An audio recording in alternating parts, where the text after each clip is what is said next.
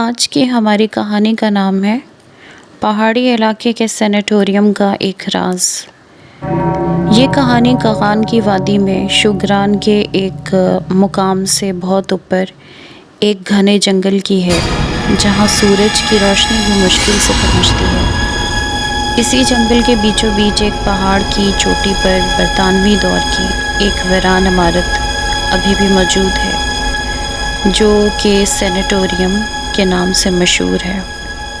Sanatorium دراصل ایک ایسا مرکز اور صحت کا ادارہ ہوتا ہے جہاں پہ ٹی بی کے مریضوں کا علاج کیا جاتا ہے، ان کی دیکھ بھال اور ان کو علاج سے متعلق تمام سہولتیں دی جاتی ہیں۔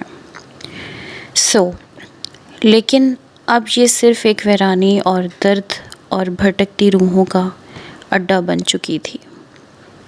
کاشف، مونا، سعد اور عائشہ، 4 دوست اور یوٹیوبرز اپنی پیرانارمل سیریز ان دیکھی حقیقت کی فائنل سیزن کے لیے اس جگہ پر پہنچے۔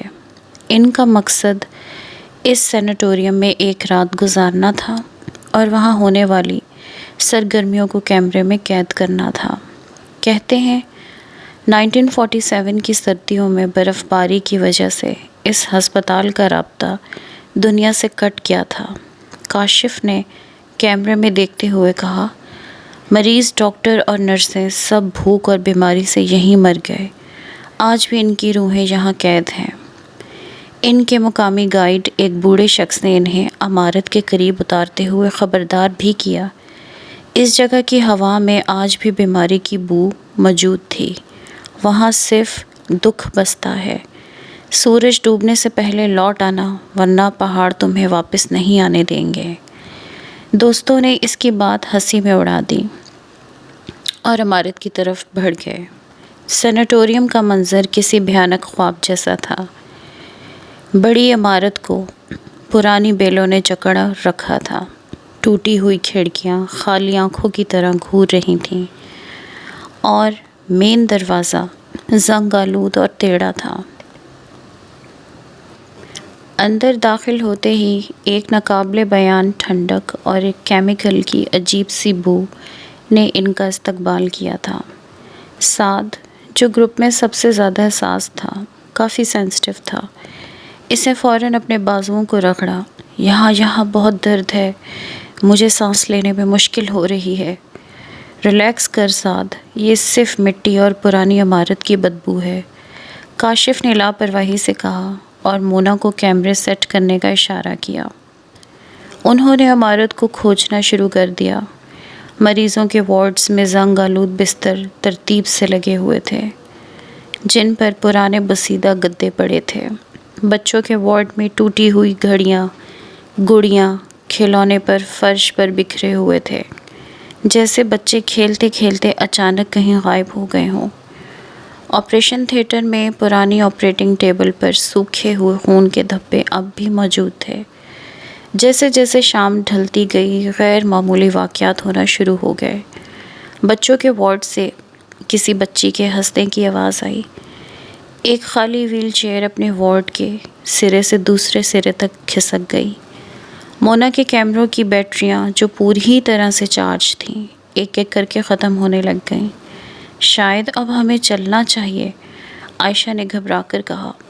یہ مین دروازے کی طرف پلٹے، لیکن جیسے دروازے کو وہ دھکیل کر اندر آئے تھے، وہ اب لوہے کی سلاخوں کی طرح مضبوطی سے بند تھا۔ انہوں نے اسے کھولنے کی ہر ممکن کوشش کی، لیکن وہ ٹس سے مس نہ ہوا۔ اسی وقت باہر ایک دم سے گھنی دھند کا سایہ چھا گیا اور وہ اس ویران عمارت میں قید ہو کر رہ گئے۔ رات ہوتے ہی سینیٹوریم جیسے زندہ ہو گیا ہو۔ ہر کمرے سے مریضوں کے کہرانے، کھانسنے اور درد بھری چیخوں کی آوازیں آنے لگیں۔ کوریڈور میں انہیں ہسپتال کے گاؤن پہنے ہوئے مجبور بوڑھے اور لاغر بیمار مریضوں کی پرچھائیاں چلتی پھرتی نظر آنے لگیں۔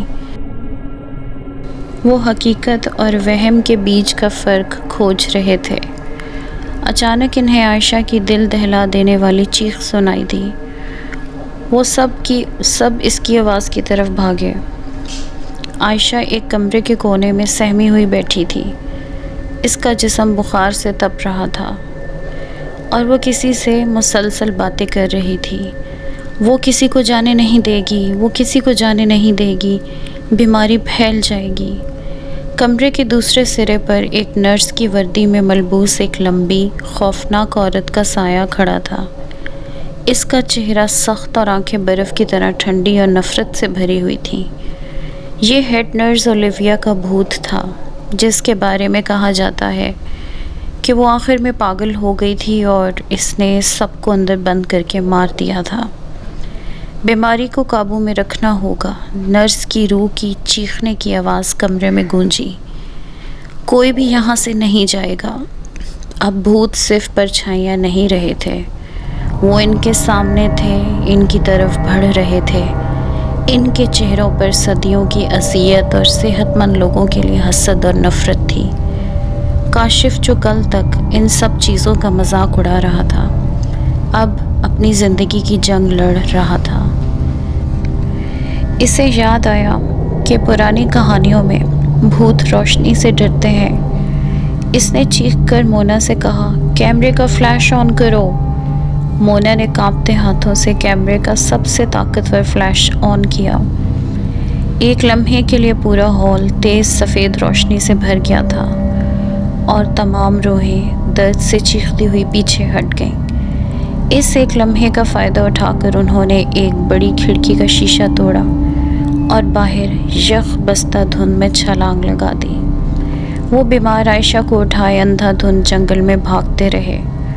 پوری رات انہیں اپنے پیچھے کھانسنے اور رونے کی آوازیں آتی رہیں، جیسے پورا سینیٹوریم ان کا پیچھا کر رہا ہو۔ صبح کی پہلی کرن کے ساتھ وہ بے ہوش ہو کر سڑک پر گرے، جہاں اسی بوڑھے گائیڈ نے انہیں ڈھونڈ لیا تھا۔ انہیں فوراً ہسپتال پہنچایا گیا۔ عائشہ کو پھیپھڑوں کا ایک شدید اور نامعلوم انفیکشن ہو چکا تھا اور باقی سب شدید صدمے اور ہائپوتھرمیا کا شکار ہو چکے تھے۔ کئی ہفتوں بعد جب کاشف اپنے گھر واپس آیا تو اس نے ہمت کر کے کیمرے کی فوٹیج دیکھی۔ زیادہ تر فائلز خراب ہو چکی تھیں، لیکن ایک کلپ بالکل صاف تھا۔ یہ اس کیمرے کا تھا جو عائشہ کے ہاتھ سے گرا تھا۔ کلپ میں نرس اولیویا کا چہرہ بالکل قریب تھا اور وہ کیمرے کے قریب آ کر لینس میں دیکھ کر یہ کہہ رہی تھی، یہ بیماری اب تمہاری ہے۔ کاشف نے خوف سے لیپ ٹاپ بند کر دیا۔ تبھی اسے اپنے سینے میں ایک جکڑن محسوس ہوئی۔ اس نے کھانسنے کی کوشش کی، پہلے ایک خشک کھانسی، پھر دوسری، اور پھر ایک ایسی درد بھری کھانسی کا دورہ شروع ہوا جو رکنے کا نام ہی نہیں لے رہی تھی۔ اسکرین کالی ہو چکی تھی، لیکن کیمرے میں صرف اس کی کھانسی کی آوازیں آ رہی تھیں۔ بیماری ان کے ساتھ شہر واپس آ چکی تھی۔